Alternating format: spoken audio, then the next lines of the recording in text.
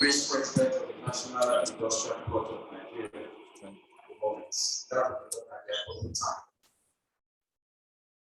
I want to just review the slides today. I want to assure you that in a very short while we'll be out of here. Thank you very much for your understanding. We'll begin with an opening prayer. Just before we do that, please we'll do some slides adjustment to the program that you have taken. I'm sure you have a program of activities. I'll just mention the adjustments before the opening prayers. Before the introduction, there will be an opening prayer. Very important to do that. After the introduction, this is welcome address to replace citation on the late Honorable Justice Idigbe. So what will follow is the BC's welcome address. I'm sure you got that. Thank you very much for your understanding. So we'll begin right away with an opening prayer. I'm going to call on Professor Eric to give us an opening prayer. Please, can we encourage him with a round of applause?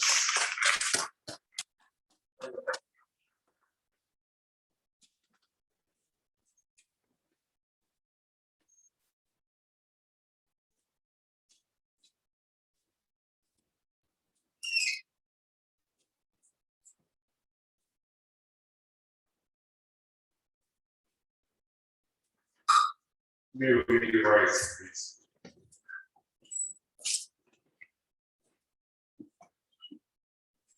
In the name of the Father, and the Son, and the Holy Spirit. Amen. Dear God, we thank you for the gift of life. We thank you for our successes. I want to commit to this program to your one. Do for us what we cannot do for ourselves. We pray that this event we have today will be a testimony of your love and kindness to us. These are another blessings we ask to Christ our Lord. In the name of the Father, and the Son, and the Holy Spirit. Amen.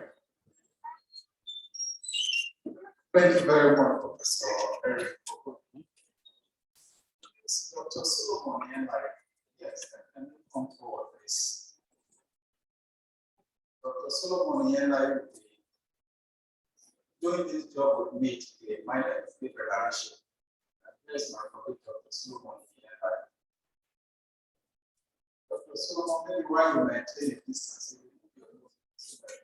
I don't see your face.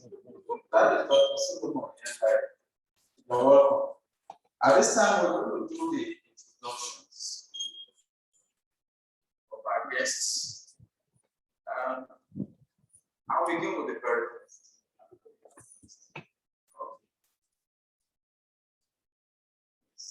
Thank you very much.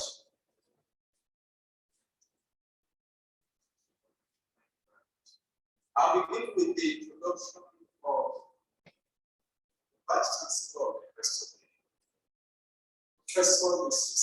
Lydia Mwetiya, ably represented by the Deputy Vice Chancellor of Administration, Professor Mrs.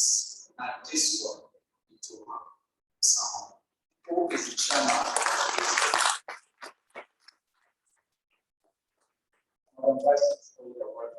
Thank you very much, Ma, for finding time to honor our invitation. We recognize very distinguished personalities that are here present.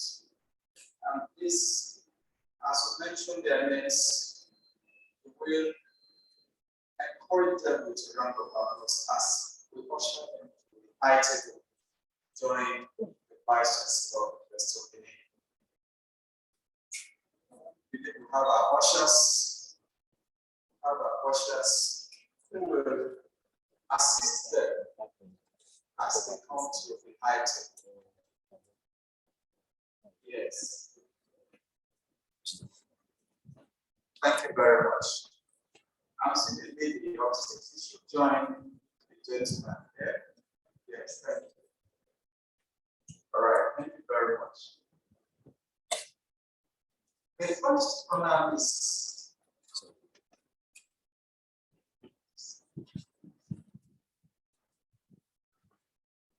okay, thank you very much. Thank you very much. Okay, the first here is the guest lecturer for today's ceremony. The guest lecturer for the 18th Idigbe Memorial Lecture. It is the very distinguished Honorable Justice Benedict Bakwa Kanyip, PhD, FNIALS, SCI Arbitration, and President of the National Industrial Court of Nigeria. My Lord, your welcome, sir.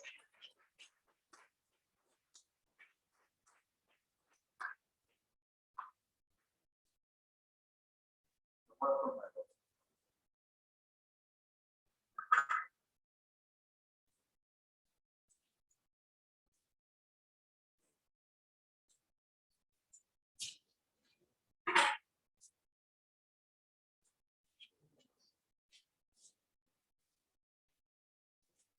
Please, another round of applause as my Lord.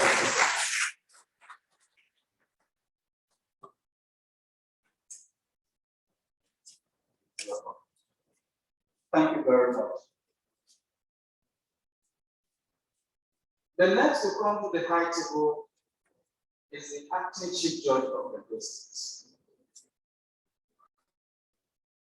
Okay, the chief judge of Edo State, the substantive chief judge of Edo State. I'm sorry, my lord. We're talking of our own Honorable Justice J.I. Archer. My lord, you're welcome.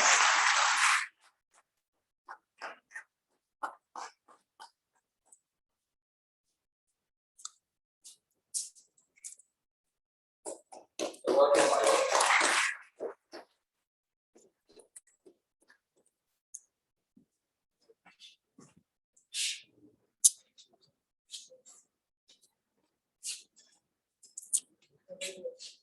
We're also going to bring to the high table the judge in charge of the Lagos Judicial Division of the National Industrial Court of Nigeria, the Honorable Justice N.N. Esowe.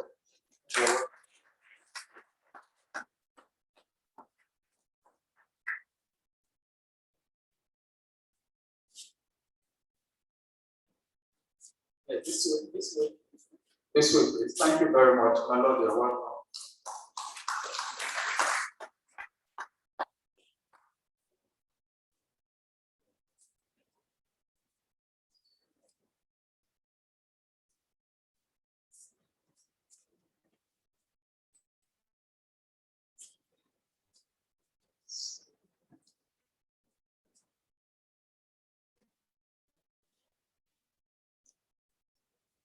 Please, another round of applause.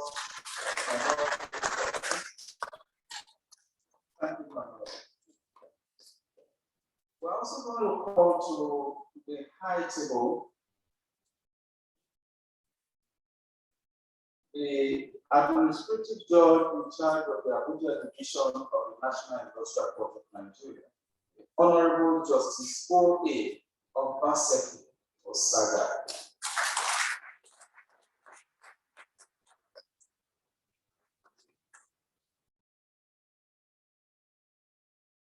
My lord is the son of that, a daughter of the soil. That was what we were told earlier on today.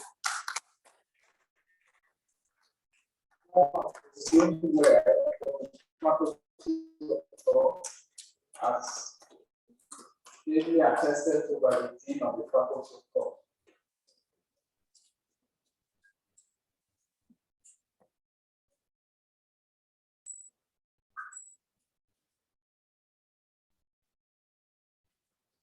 Also to join the high, the He is the administrative judge in charge of Oka Division of the National Industrial Court of Nigeria. He also oversees the Asaba Judicial Division. That is the Honorable Justice John Tagema, PhD.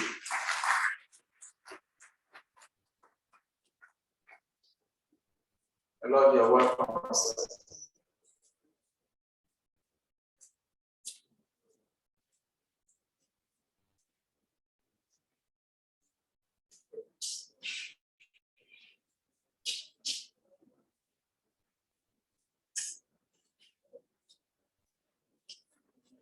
You're welcome, hello.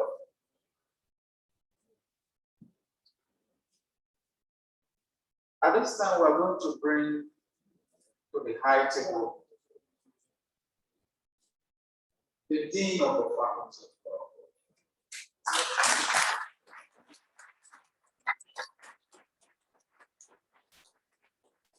And that is our own Professor Mrs. Violet Idigbe.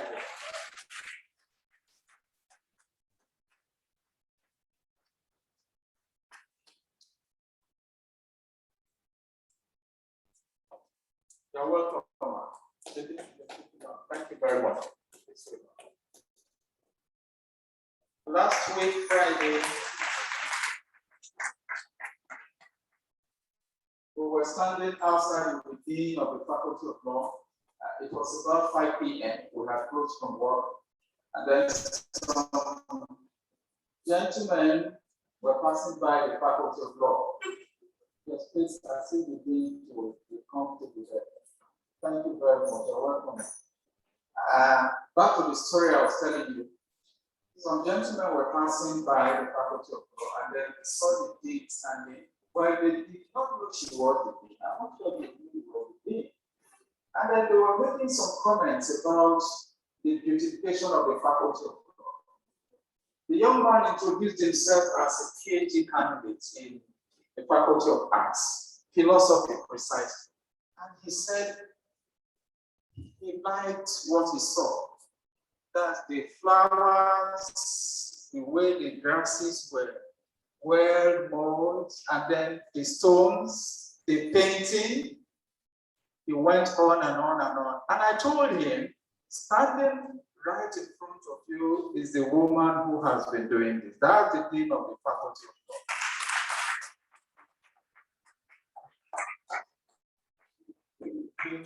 Thank you very much. You're welcome, ma'am. At this time, we'll move on straight to take the basis welcome address. The BC, the Vice Chancellor would have loved to be here herself, but something that is occupying her attention. I'm sure her rep would explain that. At this time, we're going to invite the rostrum. The Deputy Vice Chancellor of Administration, who is standing in for the Vice Chancellor of the University of Benin. That is Professor Mrs. Adesua Itoha Osahon. You're welcome.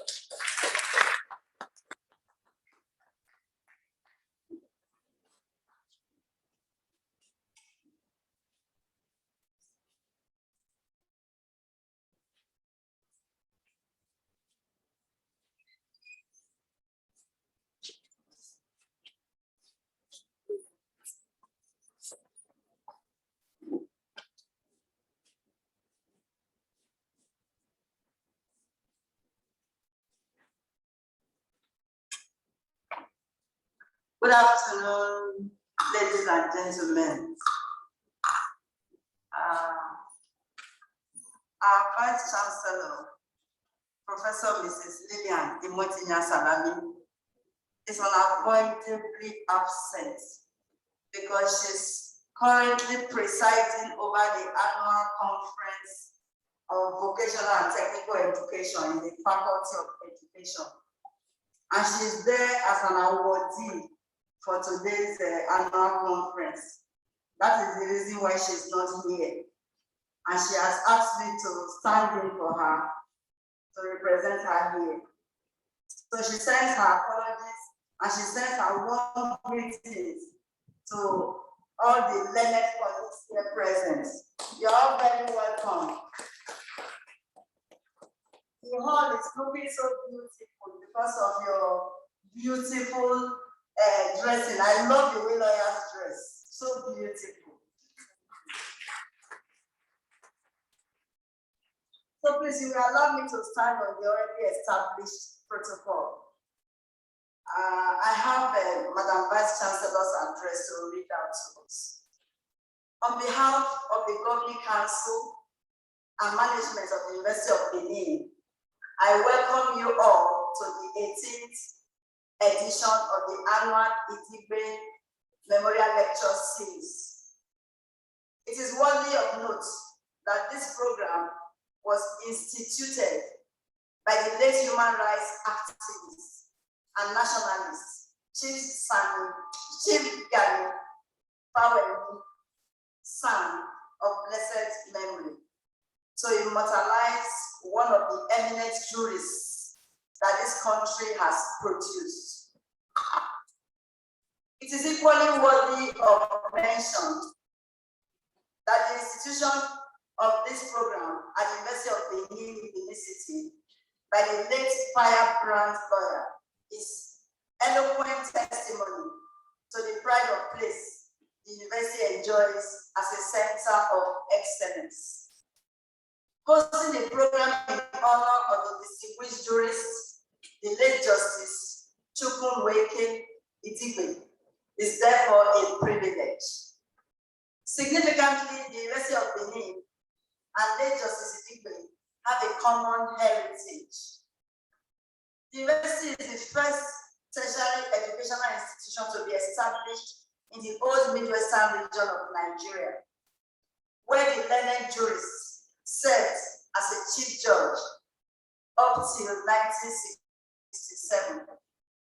The jurist, a distinguished Midwesterner, eventually got honored with the institution of this annual lecture, and the University of Benin was aptly chosen to host it.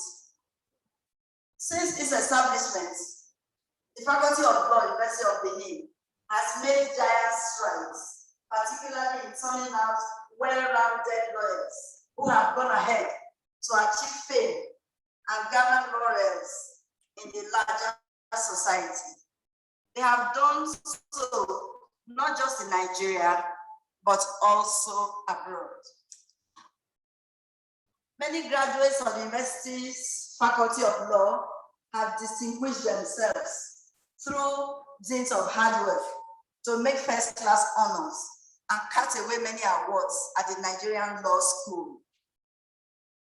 The Univen Law Faculty has turned out eminent men and women in our society who are governors, ministers, top government functionaries, captains of industry, and experts in private legal practice. In all these roles, the alumni law graduates have raised the name of the University of Benin higher and higher, and we remain very proud of them. Only recently, also, the University of Benin produced 6 out of the new senior advocates of Nigeria that were sworn in at the Supreme Court of Nigeria. Also, the current president of the Nigeria Bar Association, Mr. Okumide Akpata, is an alumnus of the faculty. The Faculty of Law of the University of Benin is among the most sought-after law faculties in Nigeria. This is an indication that the university occupies an important position as an attractive center of excellence in all fields of learning, including law. It is our sincere prayer that the objectives behind the institution of this annual lecture series would continue to be achieved, and the task of nurturing leaders of the future who would become properly well-rounded and found worthy in character and learning would be fulfilled. Before I end this brief speech, let me appreciate the team and members of the Faculty of Law who have put this lecture together. No doubt that your continuous innovations and added zests have contributed to attracting this event to be a must-attend annually. Distinguished ladies and gentlemen, thank you so very much and enjoy the lecture.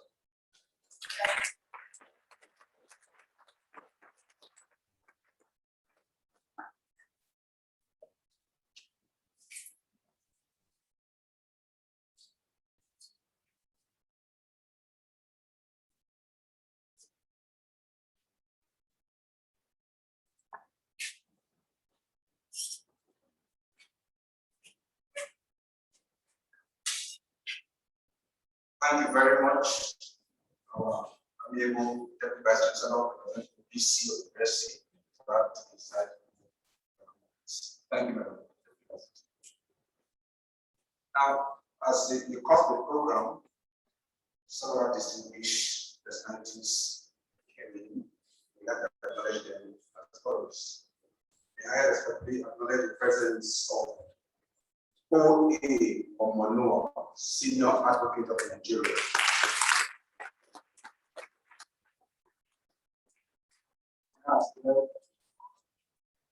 Let me ask that the Benin Civic join the right student getting that.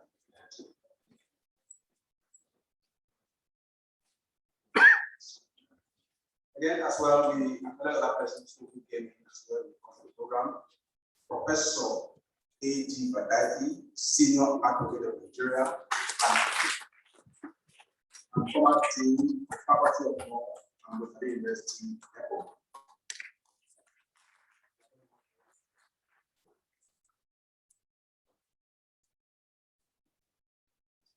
We also want to acknowledge other persons too who are in our midst. Oloruntunmi Williams Daudu, the Chief Registrar of the National Industrial Court of Nigeria.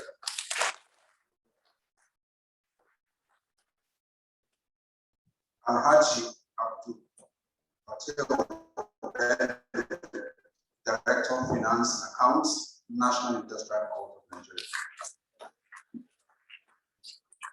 Ibrahim Karaye, Director of Administration, National Industrial Court of Nigeria. Peter Odumaye, Special Advisor, the President of the National Industrial Court, as well as the Deputy Chief Registrar of the National Industrial Court of Nigeria.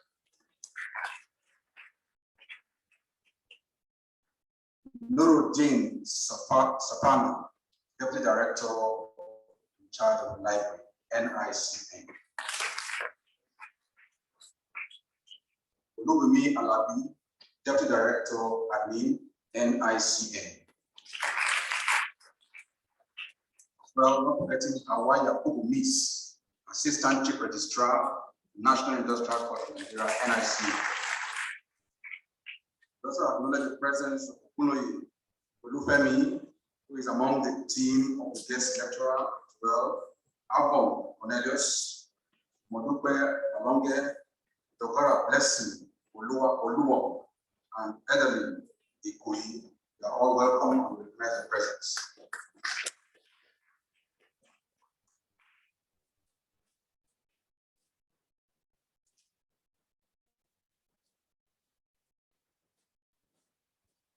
And our guys. Thank you very much, Solomon. At this moment, I would like to acknowledge the presence of very distinguished jurists in our midst. This way. Thank you, my Lord. Thank you, my Lord. My Lord, we're sorry, my Lord.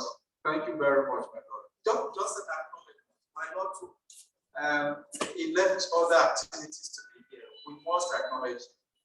Please, ladies and gentlemen, join me as we welcome Honorable Justice Gilbert George, Justice of the Court of Appeal, Benin Division.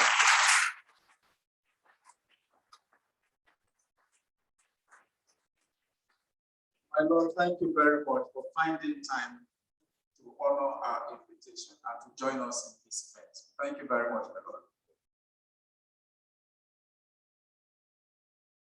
While the Vice Chancellor's address was on, one of our own walked in quietly, and that is the very distinguished Honorable Justice Obiawo.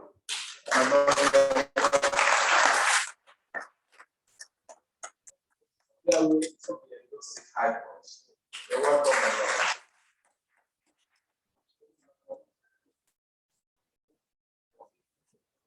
Thank you very much for pointing that out. We also have in our midst Honorable Justice Okumbowa. Welcome, my Lord.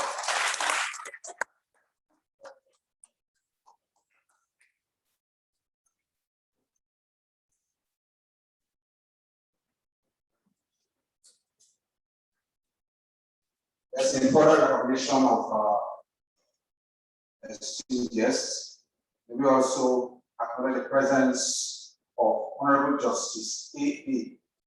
Adewelimo, the admin judge of Benin Division of the National Industrial Court of Nigeria. Also in our midst is Honorable Justice K.D. Damolak, the admin judge of Akure Judicial Division, National Industrial Court of Nigeria. And also, you are most welcome. We also have in our midst Roderick Osewa, Chairman, Senior Staff Association of Nigerian Universities, University of Benin. You are most welcome. As well as Dr. Stephen Obakin Obeki, Director of Alumni Relations, University of Benin, Benin City. Thank you very much, Dr. Solomon. Yes, we'll be moving on to the next item on our program. Please, we'll do more introductions as our guests arrive and as we get to know you.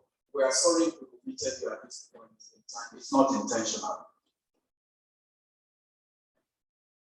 Madam Vice Chancellor, at this time, we'll be moving on to the citation of the guest lecturer, and that will be done by our Dean of the Faculty of Law, Professor Mrs. Violet Iwo. Begin.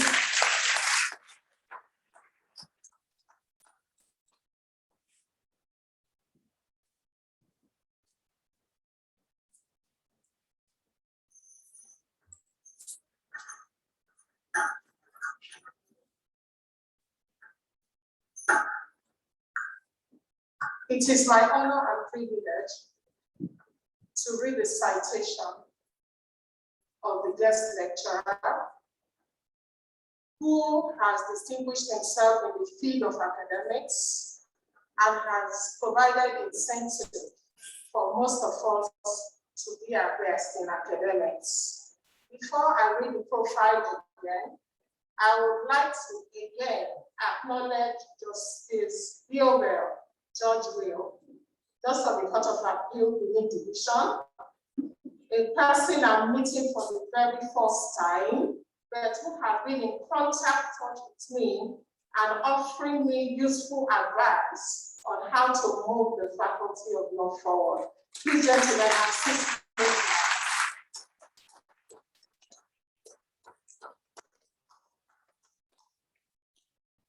I'm now go on to read the profile of Honorable Justice Benedict Kanyip.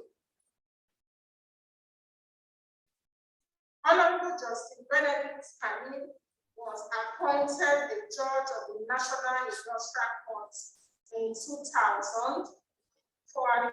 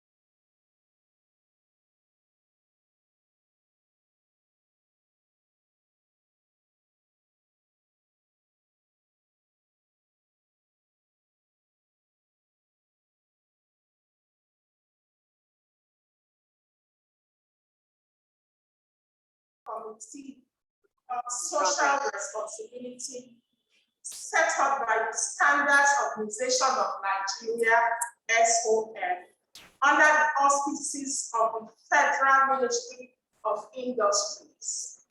Professor Kanyip is member of several associations, including the Nigerian Bar Association, Fellow Chartered Institute of Taxation of Nigeria, Fellow Nigerian Institute of Advanced Legal Service, Health, and also a member of the Nigerian Society of International Law.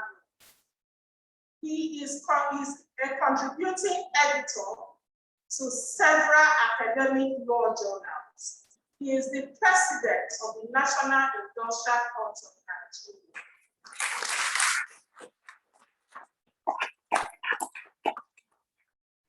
That is the specialist course on employment, industrial relations, and other matters, having been appointed into that position since 2019. The impact of the court under the leadership of Honorable Justice Kanyip has been very profound in the lives of all workers and employers, giving to primacy on employment and trade union matters throughout the country to the exclusion of other courts. As a thoroughbred academic, Justice Kanyip has brought his training as such to bear in the workings of the court, delivering groundbreaking judgments that have positively impacted in the labor law jurisprudence of the court. Yes, Justice Kanyip was not initially known as a guru in labor matters. He originally established his expertise in consumer protection law and remains one of the leading lights in the area of law. Indeed,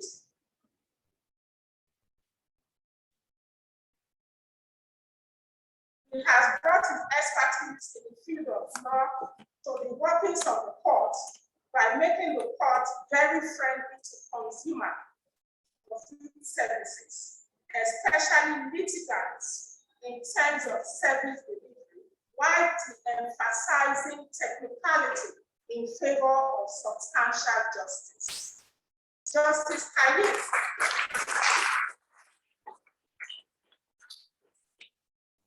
Kanyip is a much sought after person in the lecturer segment. He has presented several papers in his area of expertise across several universities throughout the country and several professional bodies and associations, including the Nigerian Bar Association, the foremost professional body of lawyers. Given the esoteric nature of law, it is expected that my Lord will deconstruct the myth surrounding the court concerning the clash of contending rights between a staff who approaches the court for relief over his employment that has been terminated, and the employer who is at a loss as to why the court should question his power to discipline staff. No doubt, the lecture will be exposed. Madam Vice Chancellor, ably represented by the Deputy Vice Chancellor, Academic Professor Adeswam Saho, standing before you is this judicial grandeur, Honorable Justice Benedict Kanyip, PhD, President, National Industrial.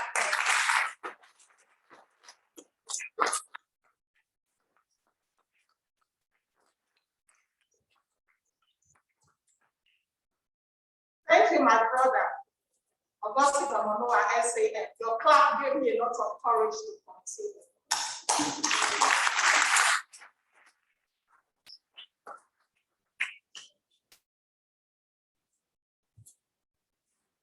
The Dean Faculty of Law, thank you very much. I think, my Lord, the President of the National Industrial Court of Nigeria deserves another round of applause.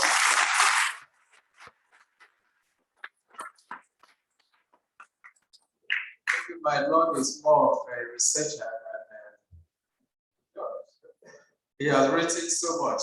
Thank you very much, my Lord. Shortly, we'll be going into the main lecture. I will just do this, just take this. We have one of our own, rare gem and a distinguished academic. She is the head of, she's the head of the tax tribunal, South. What I thought, yes, it's quite, she's the head of the tax tribunal for South. Yes, yeah, no, I know that very well. And that is the very distinguished Professor Mrs. Odiase and Lady Mary. Thank you very much. So we'll be calling my Lord up to deliver his lecture. I can assure you that you are going to learn a lot from my God. We had an interactive session at the Faculty of Law. My Lord's explanations of some key principles of law were quite enlightening. And my Lord is going to be speaking to us this afternoon. We're going to be calling him up to deliver his lecture. Please, with a round of applause, to the most strong the 18th Idigbe Memorial Lecture. This is a round of professor. It's not a round of applause.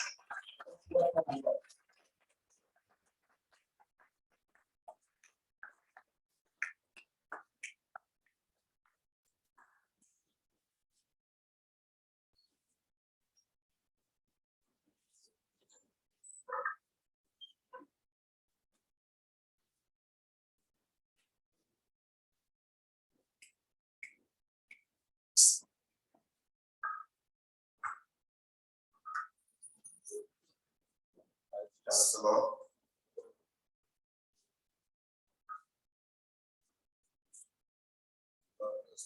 Judge, the Lord, the Chief Judge of Edo, who incidentally was my head of chambers when I served here.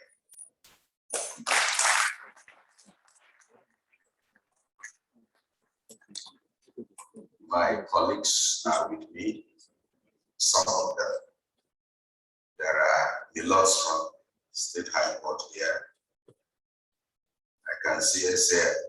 Modowa.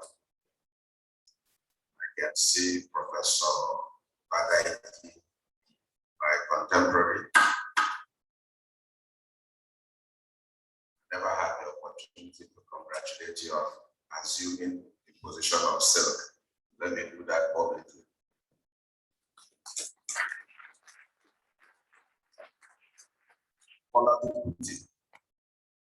Please just stand up so that they can see you.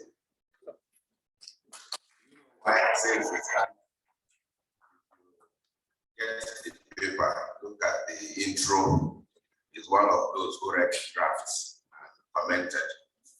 But I said that all problems with the paper, I take responsibility. It has nothing to do with it. It flew in from Lagos just for this.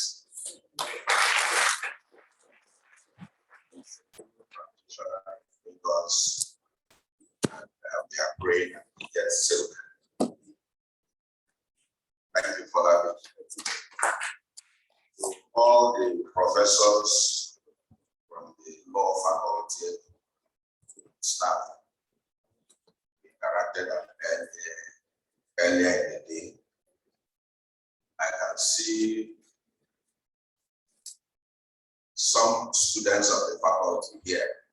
The Vice Chancellor has already commented to address it. Let me add to our words. You are impeccably dressed. Well done.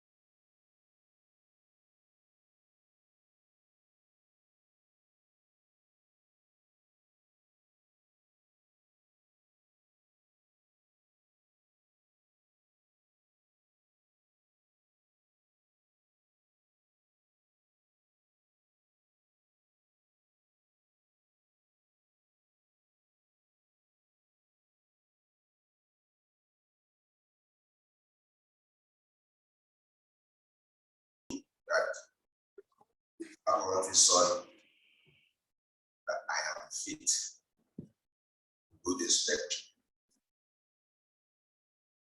I thank you for that honor, and I pray that I will not disappoint.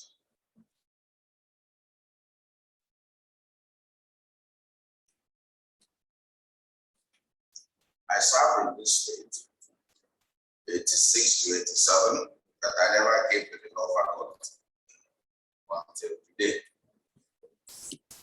Why, I really don't know. And I have friends who actually graduated from here. But once again, better late than never. I am to talk on the impact of the National Industrial Board on employment rights. I understand I have an hour or less, so we'll see how we can rush it.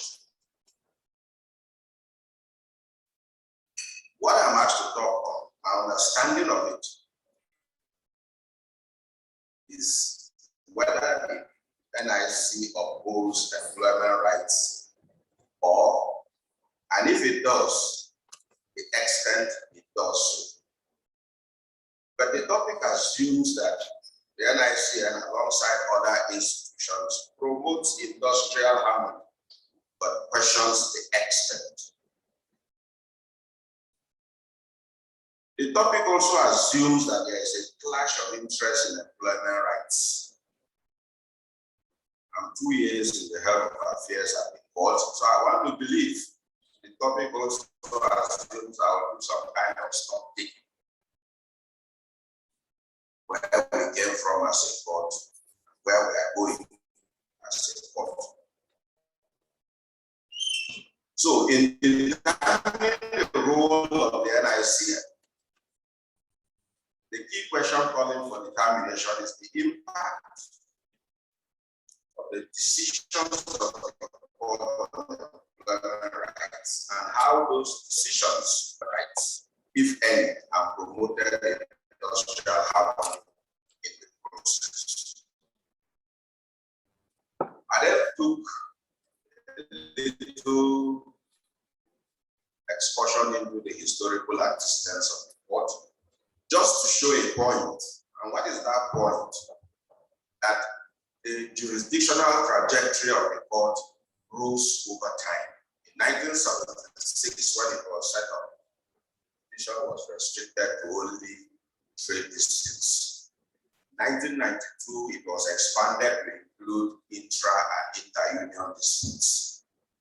2006, in virtue of the 2006 National Industrial Board Act, was expanded to include labor, industrial relations, and trade union matters. And by the time of the third iteration in 2011, National Industrial Board was given jurisdiction over all employment, labor, industrial relations, and matters incidental thereto. Now, a look at this narrated story shows a deliberate progression in the jurisdictional matters granted to the court over the years, from mere trade disputes to all labor and employment matters. So I can restate as follows: from mere collective labor disputes to all labor and employment disputes, including individual employment disputes. We need to have this in mind just so that we can appreciate the role of the court and indeed its impact on employment rights. Now, before 14th June 2006, when the NIC Act came into effect, the jurisdiction of the court was restricted to only collective labor disputes.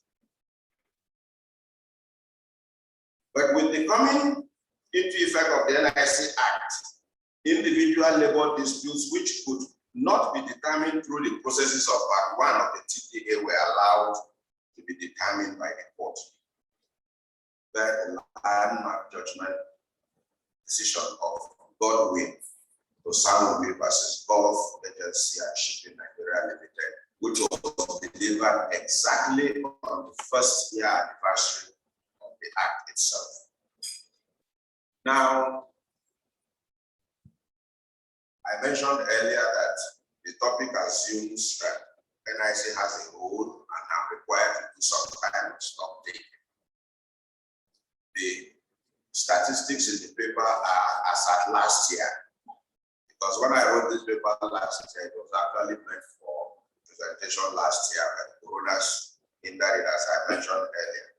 So, as at 13th March 2020, globally we had 6,596 cases, with the most coming from Lagos division, followed by Abuja, then Port Harcourt, and then downwards in that manner.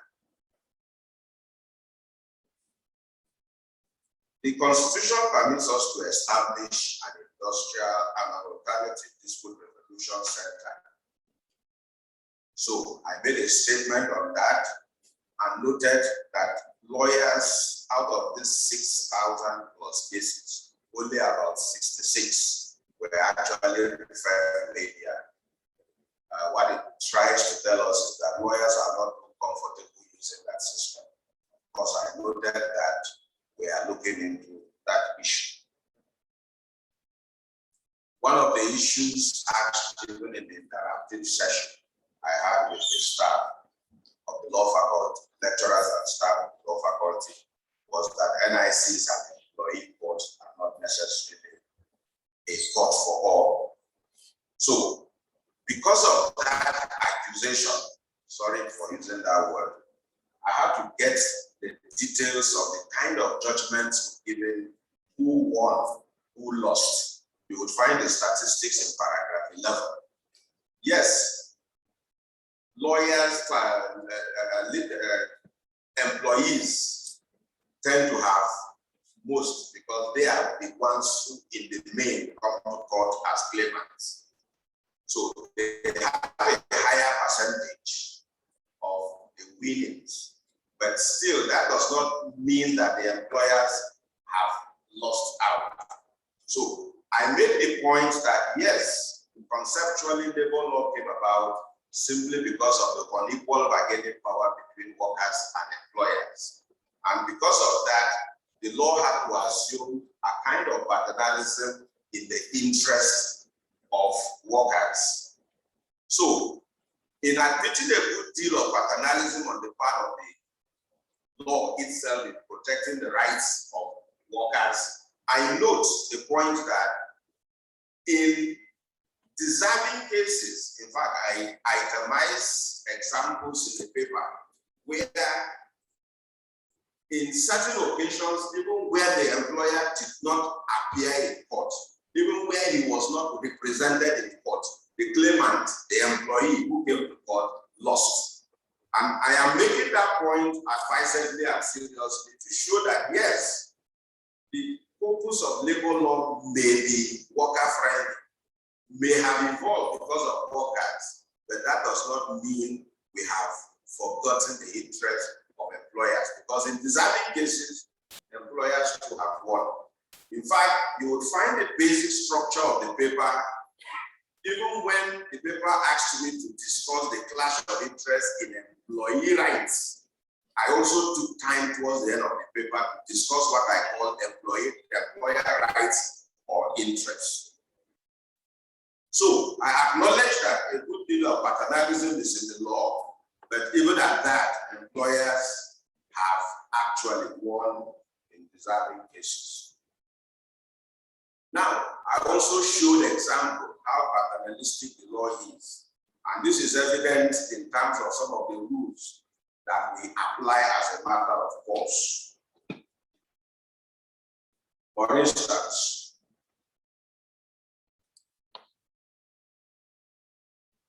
we have the rule which grants the employee an absolute right to leave an employment even when he is being investigated for an infraction. And any inhibition by the employer is held to be forced or slave labor. I'm going to make a comment on this much later. We also have the rule that labor laws, when ambiguous, are interpreted to the benefit of the employee. In other words, ambiguity is resolved in favor of the employee.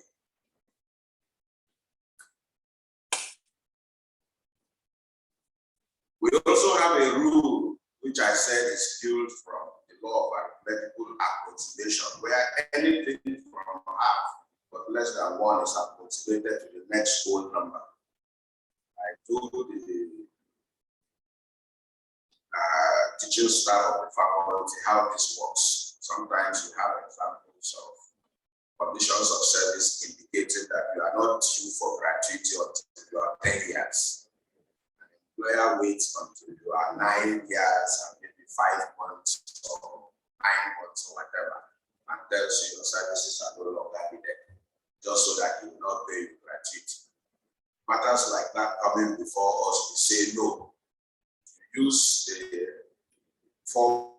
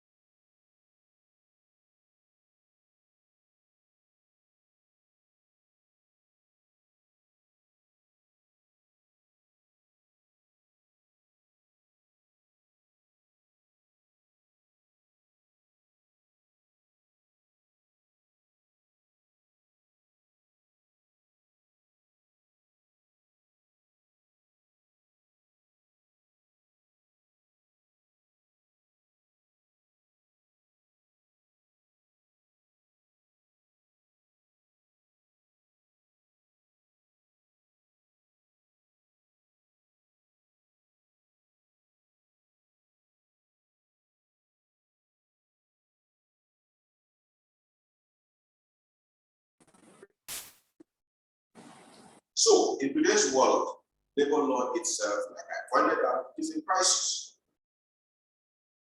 I've had course previously to allude this to write-ups, something that Professor Chilma, who just retired, also acknowledged. So, the talk today is about the identity crisis of labor law. And what is that crisis? The extravagant individualization of the common law. There is a debate as to the choice between individuation of labor rights, which is employment law, or their collectivization, which is labor law. The crisis of labor law is described by an author who couched the challenges of labor law in terms of conceptions of the notion of worker, the melting boundary between employment and unemployment with job insecurity, elevated into a market asset, the threat posed by globalization in undercutting basic social rights, yielding to the necessity to counterbalance the hegemony of free trade ideology, the growing inability of trade unions to cater for those out of work or even marginal workers. All of this points to the importance of ensuring that the labor law is facilitative of collective bargaining and social dialogue, rather than simply providing for individual rights. The thing about this crisis of labor law is that it has exacerbated further and increased workplace disputes. Aside from globalization, there's also the problem of the gig economy and the interposition of artificial intelligence in the workplace. All of these have complicated issues. At a point, I course to address in greater details issues attending robots and artificial intelligence in the workplace. Even the International Bar Association has conducted a study in this regard. Because part of the problem is we are having robots beginning to replace employees at the workplace. And the question now is, for us in labor law, who is the employee? There is this assumption always, labor law is about the binary relationship between employees and employers. And we have this idea, the employee is usually a human being. The employer may not be a human being. So where the employee is replaced by robots for purposes of labor law and its protective stance is a robot and an employee.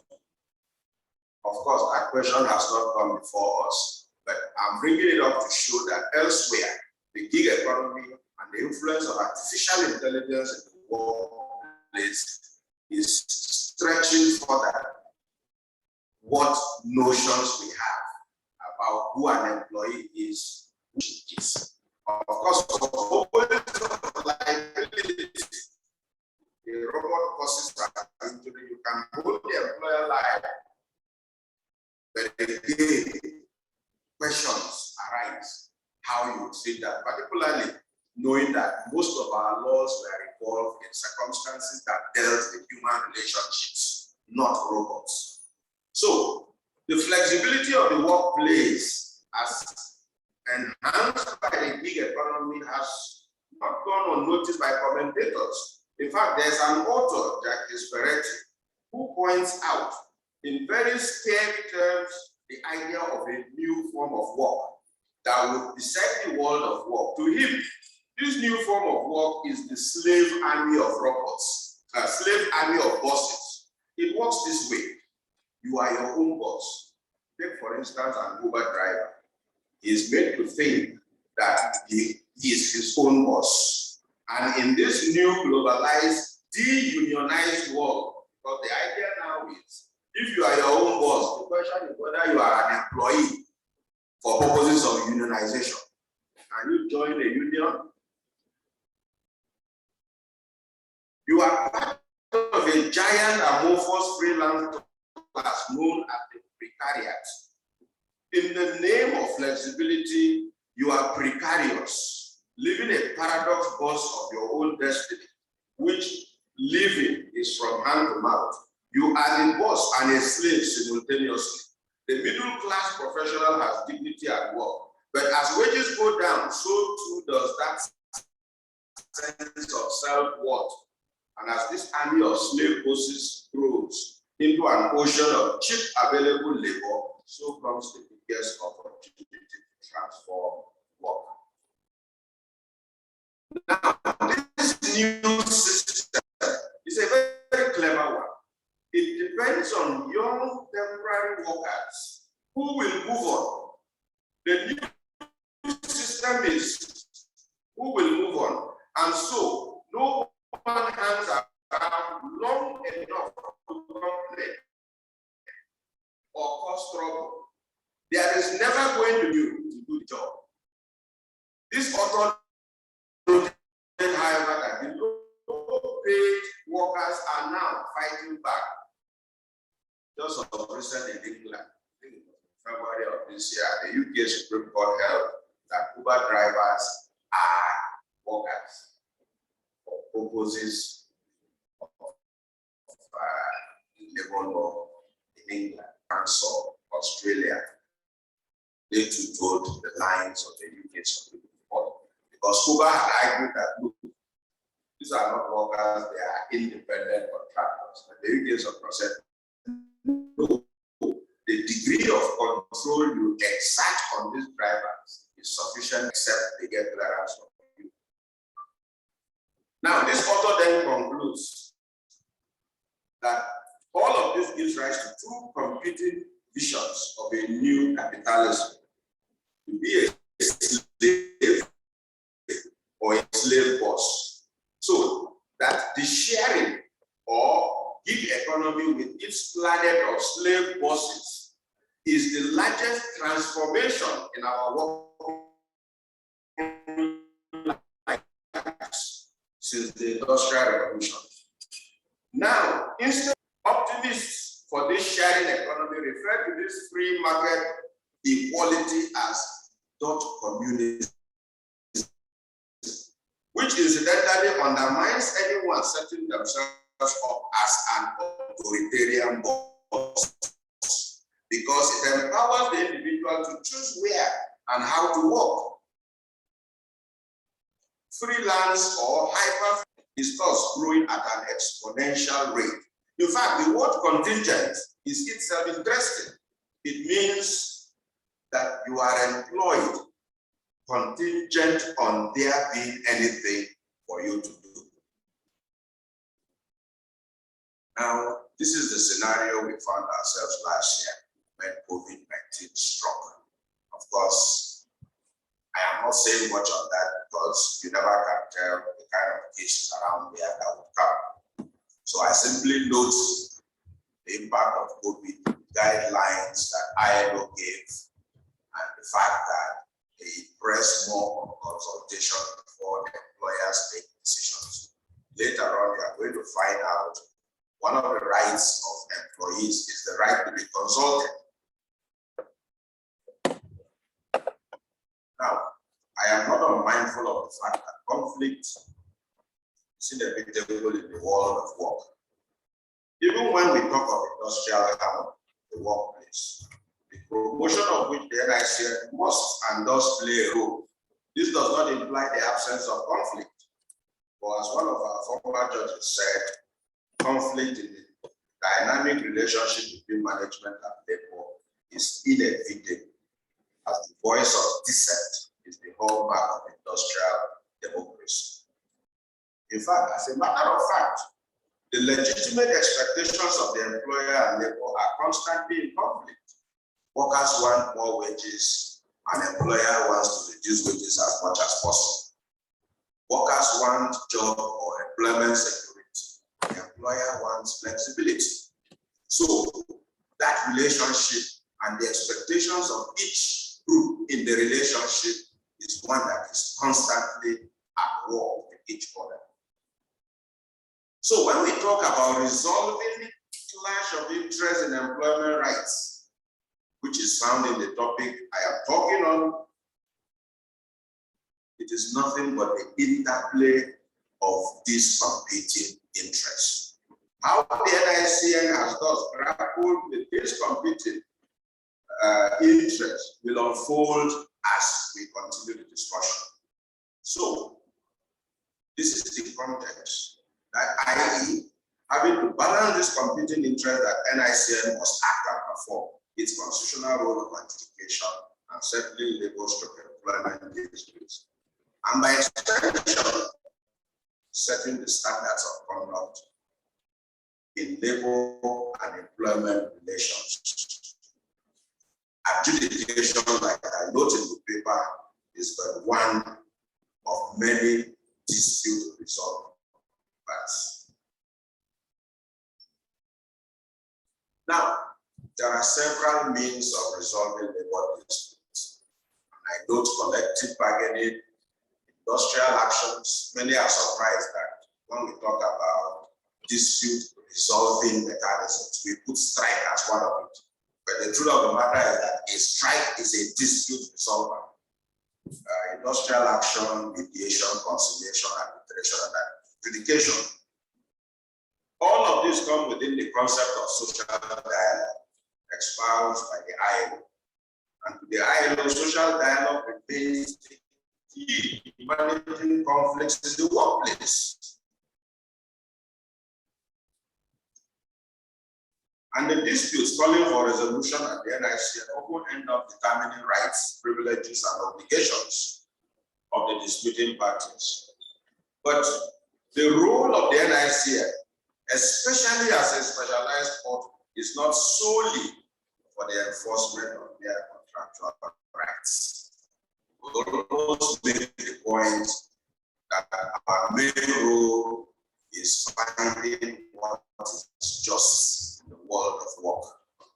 As an industrial court, dealing with only labor and employment matters, and matters incidental thereto, the NICN is industrially informed and so understands workplace issues. We are not alone in this. In fact, after I wrote this paper late last year, Honorable Justice Otapo of the Court of Appeal delivered a judgment that set the tone of how the modern day National Industrial Court ought to be. I didn't have opportunity to reflect that particular judgment here, but it's something that is worth looking into. But some of my colleagues keep telling me each time they're writing judgments, they must refer to Sahara. They must refer to Sahara. That's the judgment of Justice Otapo. At the end of the year, we are not only realistic and worldly wise, we do take a sensible and robust view of the competing interests that call for adjudication. And the competing interests, as between employers and employees, have given rise to labor/employment rights. What then are these respective rights? How has the NICN treated and applied them in the cases that come before it? And in applying these rights, has that promoted industrial harmony? As I seek answers to these questions, I must make the point that the rights talked of here can be considered from the perspective of rights of employees and rights of employers. So I go into rights of employees. Before looking at the respective rights, I must make two preliminary points. One, Section 17 of the Constitution provides that in furtherance of social order, the ideals of equality of rights, obligations and opportunities before the law, the sanctity and dignity of the human person, humane governmental actions as well as just and humane conditions of work, zero tolerance of human exploitation, equal pay for equal work, and the health, safety, and welfare of all persons in employment are all fundamental objectives and directive principles of state policy. Now, I need to make a point. The current constitutional dispensation allows the National Industrial Court to apply international best practice. Most of this, later on, when I talk about rights, I'm going to divide them into political, civil, and political rights, and economic and social right, what is called the ECOSOC rights.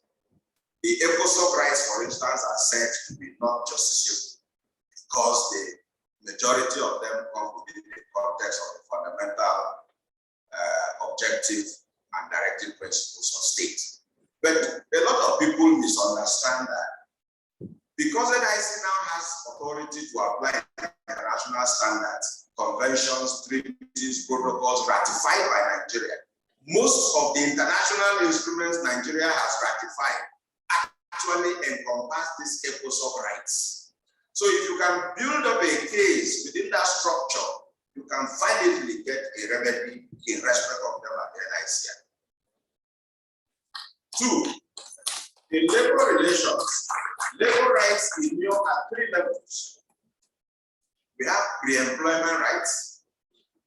Sometimes we think that when you apply for a job, the fact of application for a job has not yet given you a right. It's an erroneous thinking. If you apply for a job and the employer is, sorry to use the word, stupid enough to tell you, I won't take you because you come from this part of the country, you can come to us on discrimination. on grounds of discrimination that you were not properly considered, and that's why you lost the job. We may not give you the job, but you get damages because employment rights inure at pre-employment level. That's why applicants who have a certain rights, an applicant has some rights, which if infringed, can give him the locus to come to court. Secondly, rights also inure while you are in employment.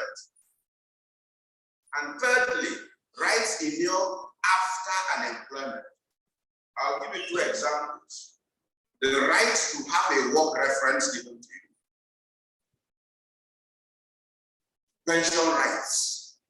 These are post-employment rights. So, employee rights inure at 3 levels: pre-employment, while in employment, and post-employment. So, in the world of work, there are principally 2 employee rights: civil and political rights on the one hand, and economic and social, what is called the personal rights on the other. Regarding civil and political rights, there are 3 key ones: freedom of association, right against discrimination, and the right not to be enforced on labor. But each of them has its own brand of issues. Let me see whether I can run through some of these issues. When we take freedom of association, for instance, it also includes the negative right of freedom not to associate. Sometimes we have difficulty. Take, for instance, the current context of unionization is that junior staff are deemed to be members of their respective trade unions, but they have the right to opt out. Senior staff are not deemed to be members. They must individually and in writing opt in. We've had problems with lawyers coming to us. The law says everybody is free. How can you say junior staff are deemed to be members and so on? They forget. I'm sure the Lord will bear with witness here. In law and in logic, the converse of a proposition commands the same respect as the proposition itself. I'm sure we are familiar with that. For students who are, I don't know how many of you are doing law of negligence. What is negligence? Negligence is a fault-based liability, right? You are held liable if you are at fault. It means if you are not at fault, you cannot be held liable. So the converse of a proposition commands the same respect as the proposition itself. So when you have the freedom to associate, it comes with the negative right of freedom to disassociate. But nowhere, when you consider the question of the right to freedom of association, the major problem that comes with it is the right to strike. Why is that a problem? Because the Constitution does not specifically mention the word right to strike. I see my colleagues say we interpreted the Constitution and we did not see this word. Consequently, that thing is unconstitutional. For me, it's too narrow an approach to constitutional interpretation. Now, when you deal with the right to strike, 2 perspectives stand. First, industrial action is seen by some people as an individual, as a fundamental human right. Secondly, we sometimes see industrial action as at least a very important labor right. I am later going to talk about the constitutionalization of labor rights. In other words, I'm going to ask the question, would a worker prefer that his rights as a worker are made constitutional? Or would he prefer that they are simply made as labor rights? I will come to that question in due course. Now, the thinking that the right to strike is a fundamental human right has three key implications. One, if you look at it as a fundamental human right, then you must come to the conclusion that it is a right vested on the individual, which means in a workplace like the University of Benin now, an individual law lecturer can decide to wake up one morning and say he's not happy with the policies of the university and carry a placard and say he's on strike. The second implication is that it is a primary right rather than a secondary right. And as such, is released from its dependence on collective agreement. There are jurisdictions that insist the right to strike must stem from a collective bargaining. In other words, collective bargaining must fail before you can go on the right to strike. In jurisdictions like that, the right to strike is treated not as a primary right, but as a secondary right.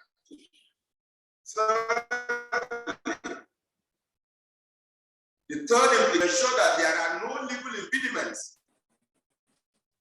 such as branding the strike as breach of contract or as a ground for permanent replacement when it is exercised.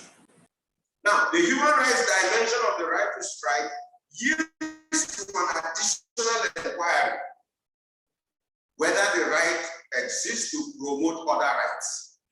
Can workers use the right, for instance, to protect the freedom of expression? Can they use the right to strike to insist on certain forms of dignified working conditions? The argument here is that the right to strike may be exercised to protect or promote other human rights, such as freedom of conscience, freedom of expression, freedom of association. So the human rights which the strike is designed to protect may be the human rights of parties, e.g., a strike to secure the reinstatement of a sacked employee. In one of the cases that came before us, the argument was even made by the employer that nowhere in the letter of termination was it stated that the claimant was terminated because of his union activities. What the NICN held was that this argument was self-recognizing and laughable, as there is no employer who would ever write that he's terminating an employee's employment due to trade union activities. So there is difficulty in choosing an appropriate approach, and this explains why most legal systems, including Nigeria, opt for some kind of middle position in which strikes are lawful only if certain conditions are met. This way, the right to strike is supposedly protected while minimizing the disruptions to the economy. Middle positions such as this are, however, difficult to operate in practice. The question whether the right to protest or strike arises only if it is in contemplation of a trade dispute came before me. In fact, the last I think it was 2016, around that time, there was an increase in the price of fuel. And there was on strike, government sued. The argument was that the increase in the price of petrol is not a trade dispute. Because it is not a trade dispute, NLC cannot go on strike on it. Matter came before me, and given the jurisdiction we have to apply international best practice, I have to look at how ILO's right to strike is now. What ILO said is that in appropriate circumstances, plenty of workers is affected, there can be a right to strike for political or economic reasons. Applying that principle, I held that in the given situation of the increase in the price of workers were perfectly upright to have gone on strike.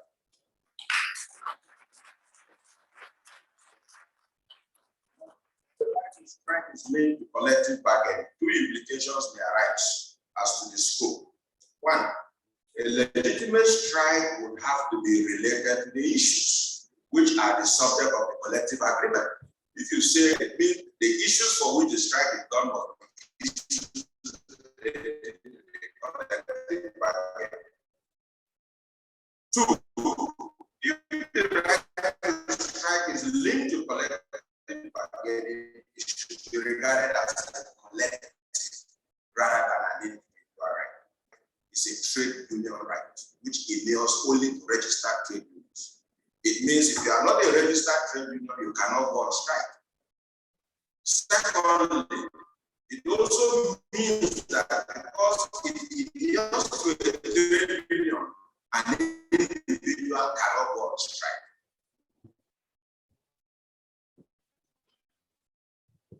And the right to strike is limited. The reasons given for limiting the right to strike, I give three in the paper. One,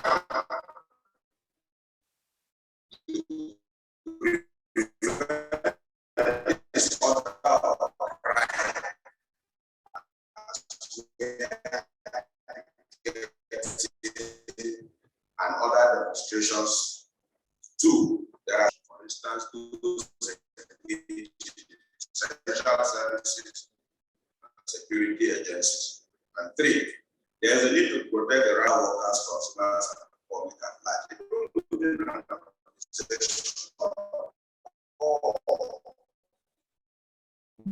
Workers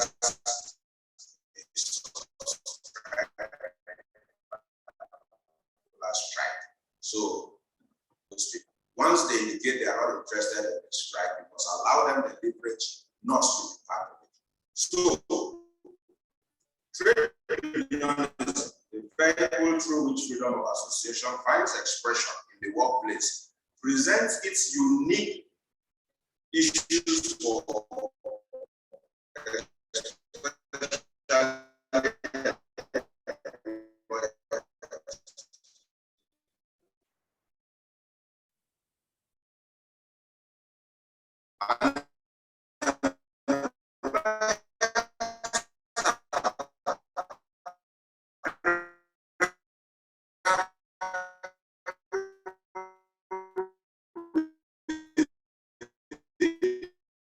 said, as an employee,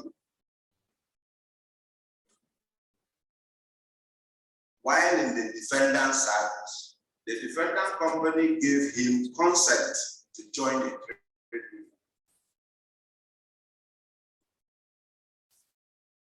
Also, that the defendant was a party and had been privy to his membership of the association, while he, the claimant, was in the employment of the defendant, as well as being a bona fide member of the particular trade union in question.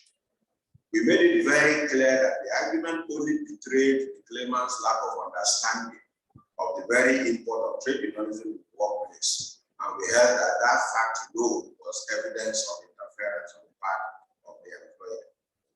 There is an ancillary issue which relates to the employer's treatment of a collective bargaining in the workplace as it relates to employees. Sometimes you find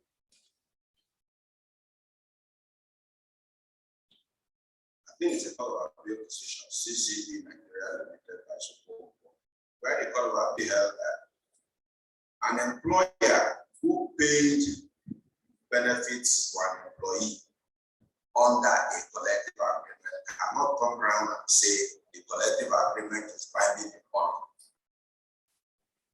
But there are a number of issues. Remember, I started off by saying junior staff are deemed to be members of the trade union. So for junior staff, there's no problem because they are deemed to be members of the trade union. So the collective agreement would apply to them. There's no problem with that. The problem is usually with senior staff, because they ought to opt in. When you come to us as a senior staff, and you lay a claim, your claim on a collective agreement, the first question we ask is, are you a member? And proof of membership is not a function of pleadings, because membership cannot be conferred by a third party. An employer cannot confer on you membership. We've seen cases where the employer said, I am a member of this, and the employee said, I'm a member of this union.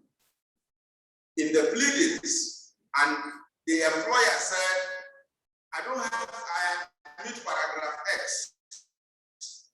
Then the counsel to the employee comes to us and says, because of that admission, he is a member of this union. I will say, no, membership is not a function of pleadings.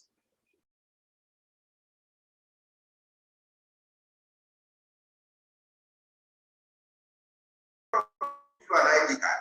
If you are a member of the union, you must pay union dues. So if you bring the pay slip showing deductions of union dues, we will agree you are a member. But you cannot by pleadings tell us you are a member.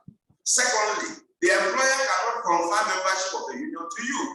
Thirdly, as a senior staff, you individually and in right must join.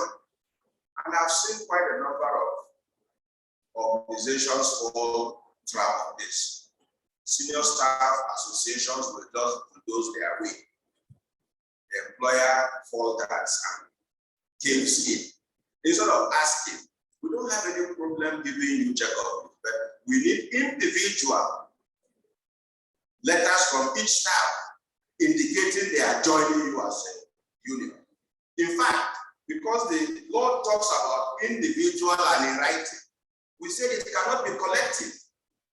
You cannot, for instance, say, we, the undersigned, hereby join this union and all of you sign. No, it has to be individual.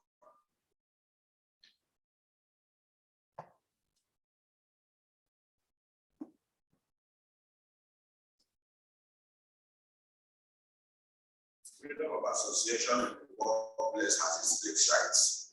I tell the story of a case before me. Somehow they settled, but something rattled me. One of the documents that was put in was an application by the union. Meanwhile, the case before me was a tussle between two unions who can unionize the workers. Now, one of the documents that was put in was a document by one of the unions to the company asking for a loan of about 400,000 and saying that the repayment of the loan should be taken from the check-up dues. I don't know whether you get the point. A trade union having a case with another trade union.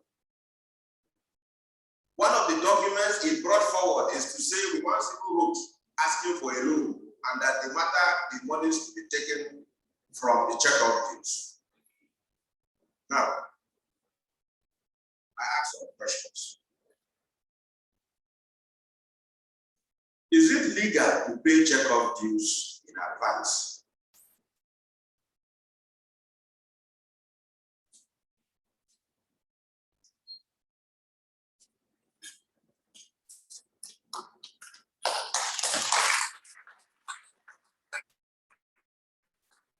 Is it legal to pay check-off dues in advance?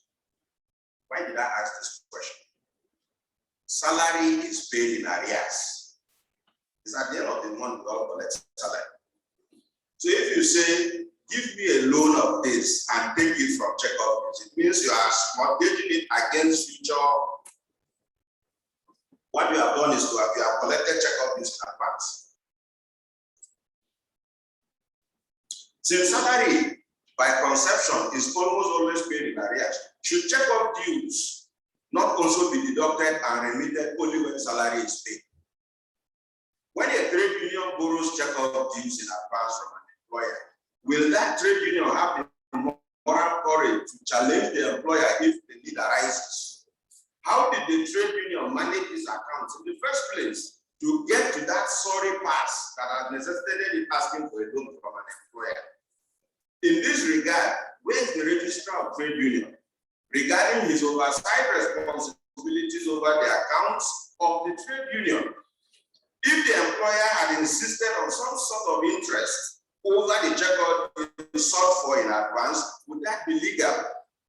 After all, as we say in code, there are no free lunches. There's even a very more profound question. The issue that was before me was which of the two unions should union that collected the money, the loan. We held that it is not the union to organize. How would they repay the loan? Which checkup dues will it get to return that loan? Because the loan was hinged on the payment of checkup dues. So sometimes what we see in the workplace, that's why I said trade unionism has its own flip sides. The last point on the issue of unionism, made the point that a trade union has not been bequeathed the right or appointed to police the world of work.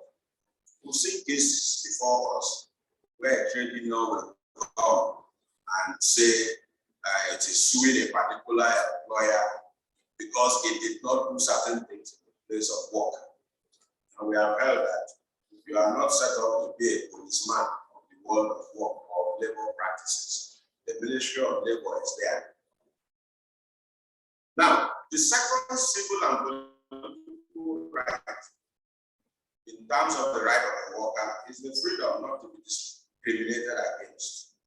Before looking at this right more closely, I must say that it typifies a wider policy dialogue, which is constitutionalization of labor rights a better way of protecting the interests of employees. I said I ought to have asked this question earlier, but it is better treated when dealing with the right of discrimination. Now, why do I say so? There was a federal high court decision where the suit was in relation to somebody claiming to have been discriminated on grounds of being HIV positive. And the federal high court under the right against HIV is not one of the grounds. Now, if HIV is not one of the grounds, it means that discrimination on the basis of HIV cannot be a constitutional right. We must now go back to labor law. Now, when you go back to labor law, the word discrimination is not used in any labor act except the Trade Unions Act, and it is used only in terms of membership of a trade union. In other words, you cannot be discriminated upon and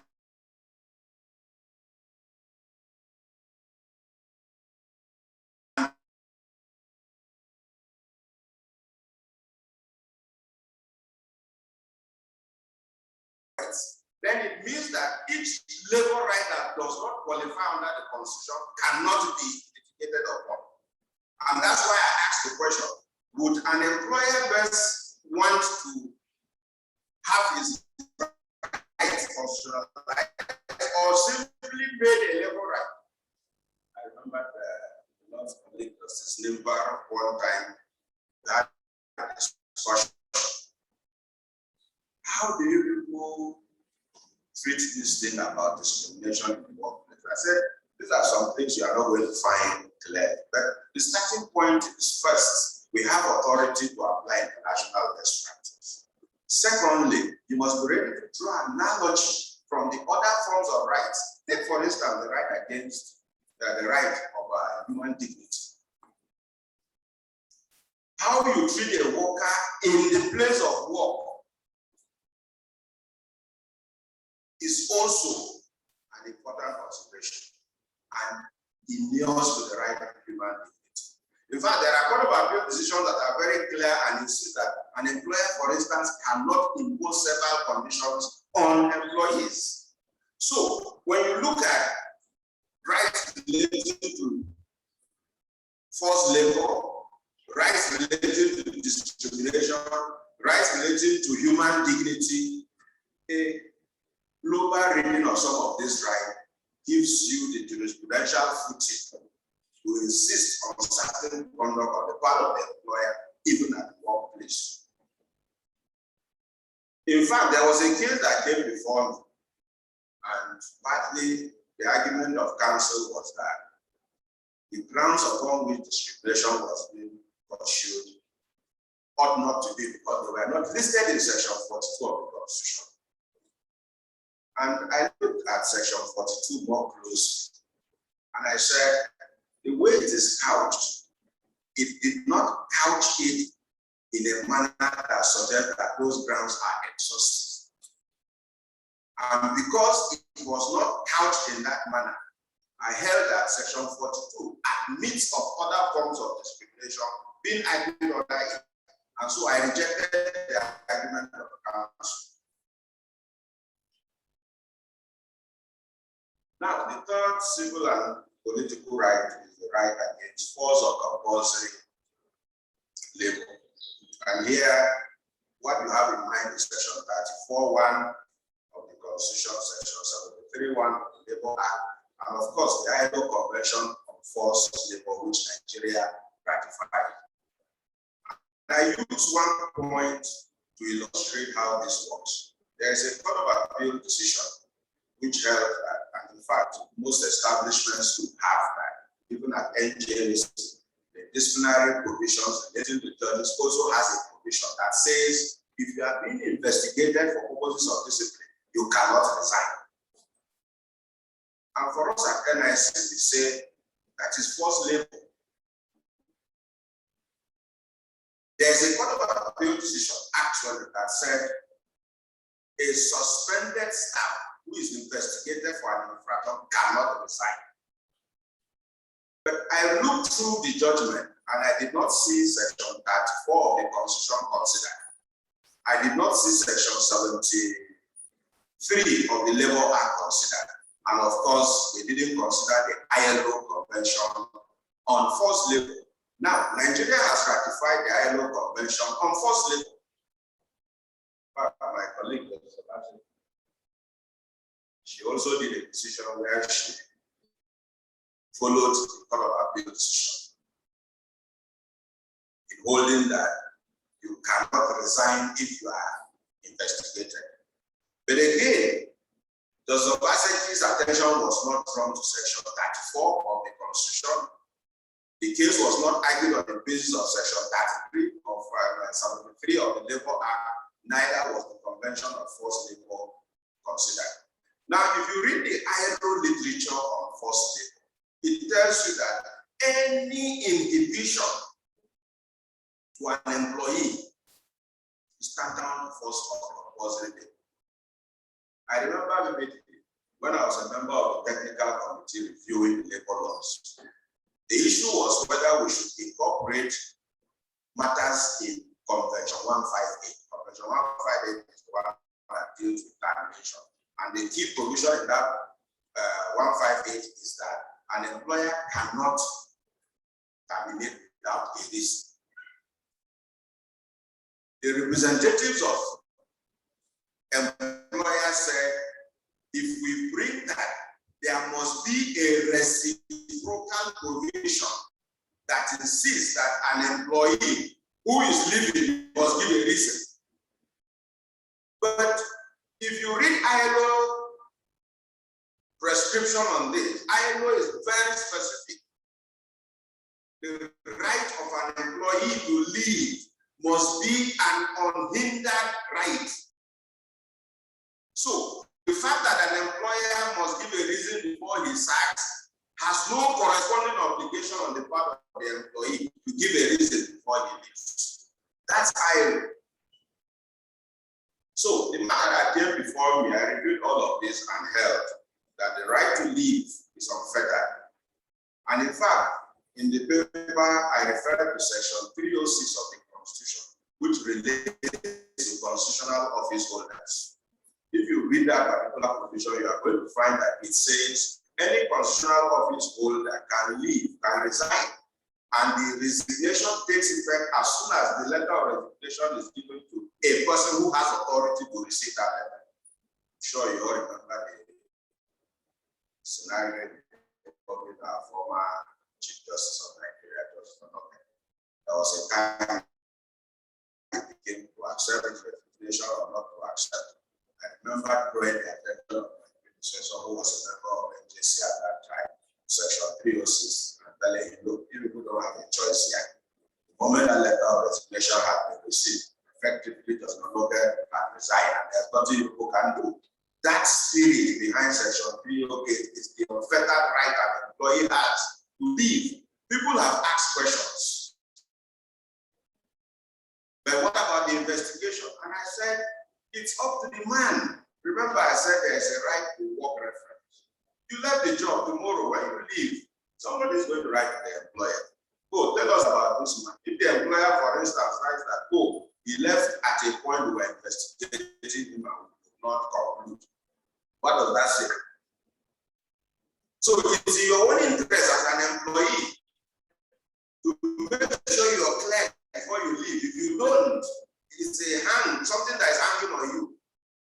And for life, you will have to be explaining why you didn't wait for you to be clear. And so on.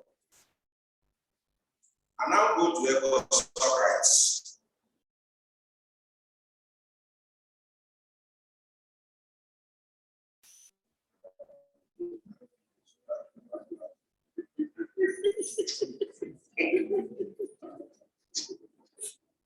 So let me see whether I can rush. I made the key point I wanted to make earlier. The ECOSOC rights are principally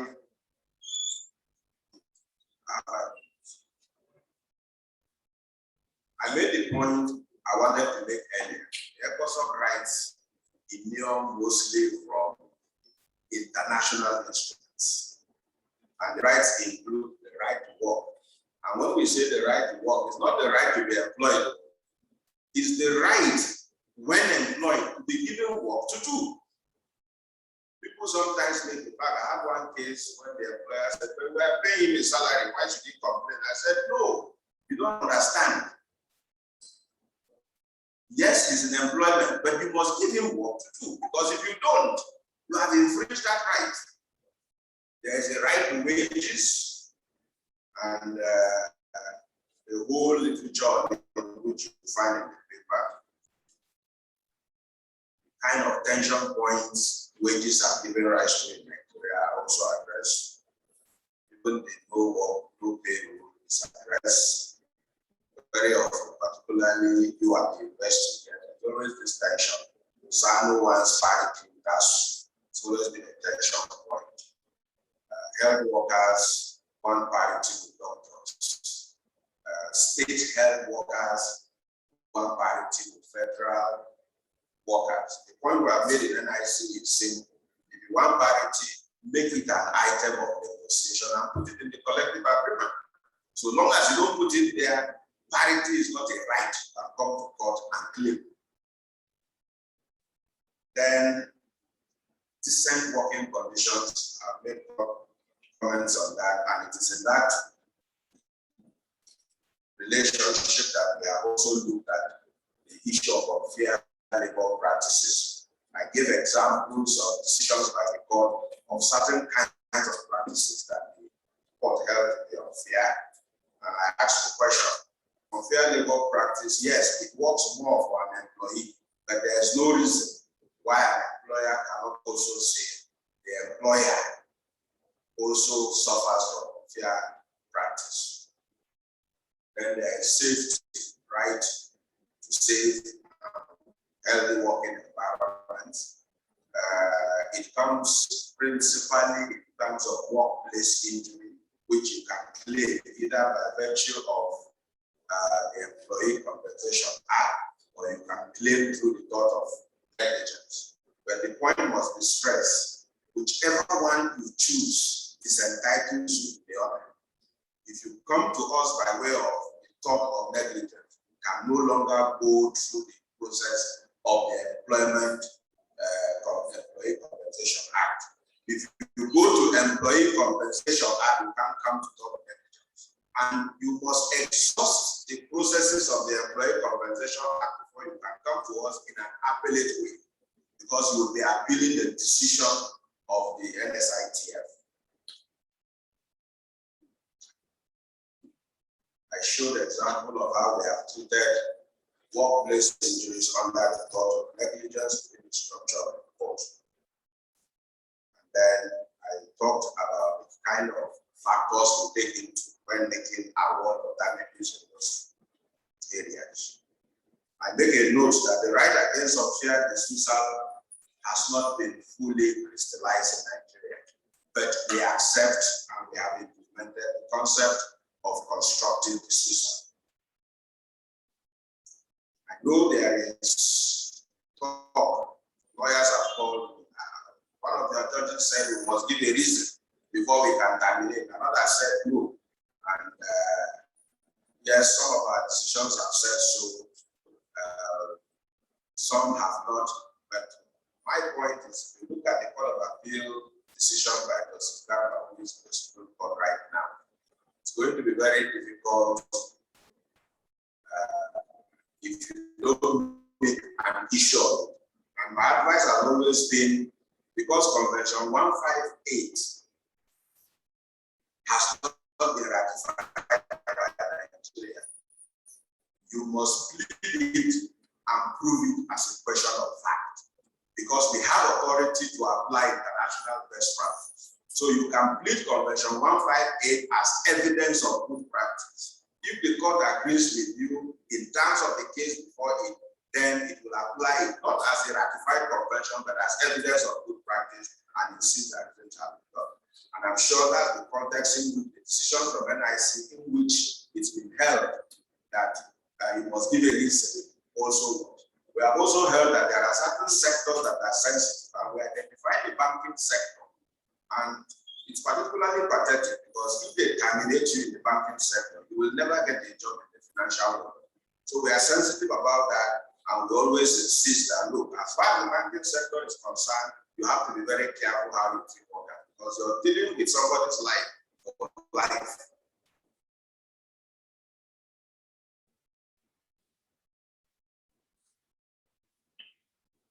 I also talked about privacy in the workplace. And so far, not many cases have come before us. I also talked about the right to be informed and consulted. And I know that it is more pronounced now that we are in the era of COVID. Any decision an employee wants to take in relation to COVID, we advise that consultation with the workers be made. I also have good deals to redundancy.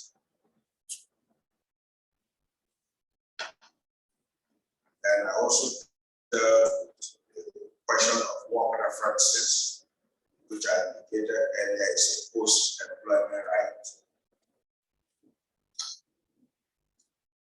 And of course, while discussing the employee rights, we also address some aspects of employer interest, like devote the whole section to the employer. So I have discussed rights like right to information consultation in the context of the right of the employer to reorganize the outfit. I have dealt with the right of an employer to transfer, which comes at two levels. Transfer from one company to another, or within the company, transfer from one branch to another. In all of this, I make the point that if the transfer is made to punish you for union activities, we will brand it as an unfair labor practice. We also dealt with the right of the employer to change conditions of service. It's right to post or transfer you, and the limits in which those rights can be worked on. Then the right to promote. There's a Court of Appeal decision that says promotion is not a right, it's a privilege. We agreed with that, but the Court of Appeal did not address the question where denial of promotion is vindictive, where it is malified. What do you do? that matter came before me, and I had to rely on a good number of Indian authorities that said, yes, courts are not to go in and rule against delving into domestic affairs of company. Said yes, courts are not to go in, but that when the company acts malafide or vindictively, then the court can step in. And in this particular case, what was the issue? The family of the lady took the University of Ilorin Teaching Hospital to court on grounds of medical negligence because the father died in their care. So the death certificate indicated the cause of death, which was wrong. So she collected that death certificate and gave to her brother who was in court. So for giving the brother that, and the fact that the family took the University of Ilorin to the hospital, she was suspended and told she will not be considered for promotion. So when the matter came before me, the policy question was simple. Promotion is not a right, it's a privilege. Yes, no problem. But if I hold promotion is not a right but a privilege, I'm indirectly saying you can be penalized for going to court. In other words, should that rule supersede the question of going to court? In other words, should access to court be an overriding policy? I felt that it should be. And so I said, because the denial of promotion and the suspension was done vindictively, the question of it is not a right or a privilege or not even a right. Here we are dealing with you, punishing this woman because she went to court. And it is not for you as an employer to determine when an employee should go to court or not to go. As a right to declare.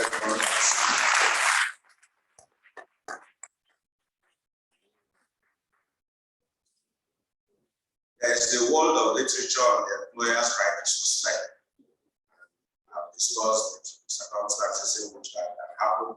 But I must stress the point, suspension is not an implied right. It has to be in the contract. If as an employer you don't stipulate in the contract that you have a right to suspend, you can't suspend. Please, I need to stress that point.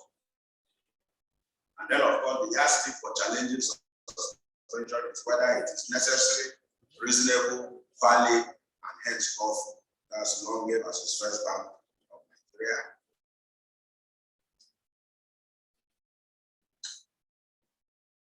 In conclusion, raise a number of issues. I would just like to read out the last paragraph.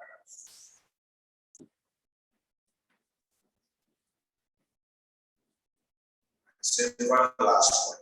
The reorganization exercises which transform trade unions into the present industrial unions, senior staff associations, and employers associations also transform a number of cooperative societies into trade unions. I am not too certain whether given the realities today, especially as to the nature of trade disputes that come together, this decision is not to be reconsidered. I'll give you a simple example. It's road transport workers. They were incorporated. In 1978, they were brought in and made trade unions. Now, what is trade unionism? Trade unionism is one group, the employer group, fighting their cause against the employer, is it not? In road transport, who is the employer, who is the employee? We have cases where the state government comes out, builds what we call erroneously as motor park. It's actually called garage, not motor park, but that's what we know in Nigeria. Now, they build and say, these are the category of people that can use it. The road transport union comes to us and says, X, Y, Z cannot use it because we are the only trade union. And I ask, what is trade unionism about using a garage? What is the trade unionism issue that you are quarreling with the state government or a local government over the use of a garage? In fact, I had a private discussion with the minister of the board. I told you, it may be necessary for you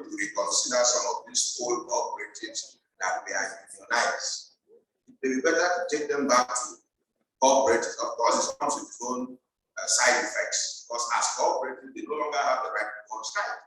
But right now, what we have sometimes, we are going to find road transport workers block road. One of their trailers was accosted by police and things like that. So I make the point that we may need to reconsider those cooperatives that made trade unions. We may need to look into the possibility of taking them back to cooperatives. If the nature of disputes, especially the road transport sector, is anything to go back, disputes as to which between contending bodies has mandated own motor garages. I am of the opinion that we may need to start thinking through the necessity of returning such trade unions to cooperative societies. Instead of the trade unions, they are set. This way, they come under the direct regulation of state cooperative laws and they operate. As the National Industrial Court discharges its mandate, especially in the tussle between the employer's desire for flexibility in the workplace as against the employee's desire for security in the workplace in all its manifestations. This being the key tension point in today's world of work, the NICN has, in the main, acquitted itself. Whether in fact the discharge of this mandate has promoted industrial harmony is an issue left to stakeholders, government, employers, and labor. Like I tried to show, the disrespect for the rule of law and due process, which permeates all strata of our society, including the workplace, leaves much to be desired, and so will take us nowhere. My belief, however, is that we have to protect the rule of law and due process so that these concepts can also protect us. The respect of the rule of law and due process by all stakeholders will accordingly go a long way in promoting respect for workplace rights and hence industrial harmony. I thank you all for this.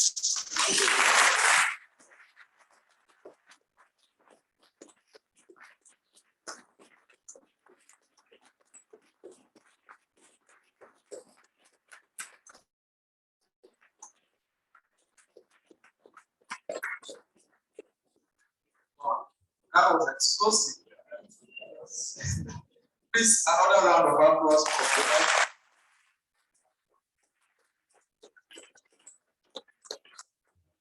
Thank you very much. Please. Wow. I'm sure you agree with me that that was really insightful. I was just discussing with Professor Dio and he told me that, wow, the academia lost somebody. Thank you very much, my lord. I call that lecture note a mini textbook. I've hid mine in my bag. Thank you. All right. We'll be moving on to take the vote of thanks, but before we do that, I would like to recognize some of our own who have contributed so much to the development of the Faculty of Law. We're talking of the law lecturers, the former deans, they are here. We would like to recognize Professor Emeka Chiano.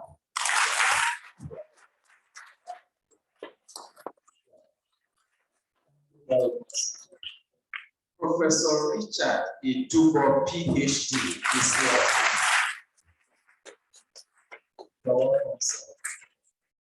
Of course, we have Professor Nathaniel Idigbe.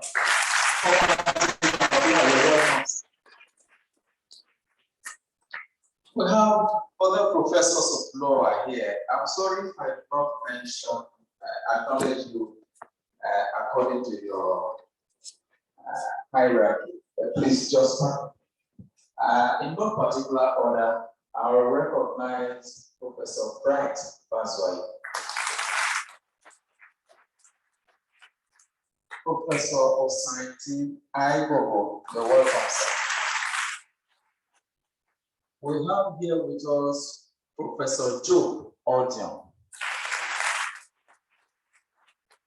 Seated to his right is Professor Matthew Olong. And of course, the man who gave us the opening prayer, Professor Eric Okoje. I thought I saw Professor Ugozi Umegbe. somewhere. Yes, Thank you very much. My colleagues and HODs are here. Dr. Ezekiel, I can see you. Dr. Ezekiel. Okay, the chairman of the organizing committee, Dr. Nelson Odikova. Dr. Michael I'm sure I can see you. Okay, we have other colleagues of ours are here. I may not be picking of this, but I know Dr. Andrew Ejeba. You're welcome, sir.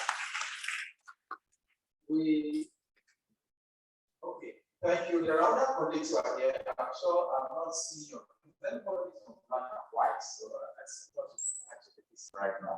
But thank you, you all are welcome. At this time, we're going to call.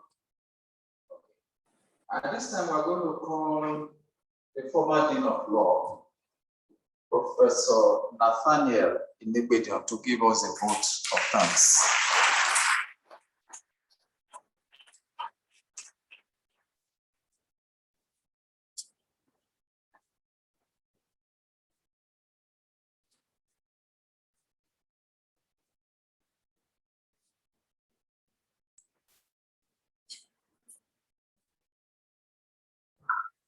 The NICN has discharged its mandate.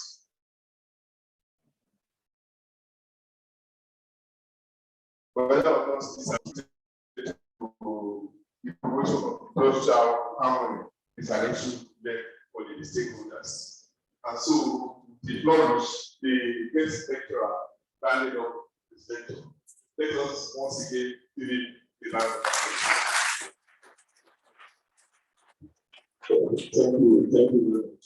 So my task is very simple, and that's to give a vote of thanks. And on that note, I want to start by thanking the guest lecturer most profoundly for creating time and for making himself available in spite of his extremely tight schedule to deliver this lecture. This lecture has been long in coming. We have had to postpone on more than one occasion.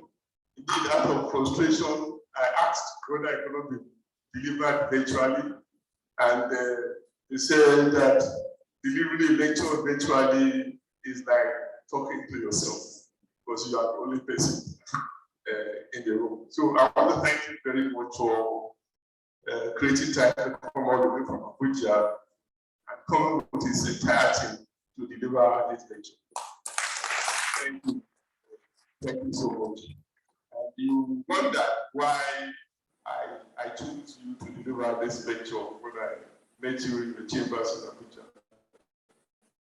You can see the very reason why I chose you, because we regard you. You are in a unique position because you straddle both worlds, the academic world and the world of the judiciary. And so I felt that you are in a unique position to deliver this lecture. And I'm glad that I have not a good role. Thank you very much for that. Let me also thank the Chief Judge of Edo State, Honorable Justice Joe Acha, for creating time in his tight schedule. And I say this advisedly because when we met him yesterday morning, he did say he had a very important engagement this morning. And he assured us that in spite of the engagement, he will juggle the schedule and make himself available. We are very grateful to you that you are able to do this. It's an implementation of the law for the faculty of law of the University of Benin. This is in spite of our shortcomings, which you expressed yesterday, but I want to say that thank you so much and for forgiving us for our shortcomings. Thank you for coming. I want to appreciate, though he appears not to be here again, Honorable Justice Judge Morin of the Court of Appeal. He has taken his leave case, we want to thank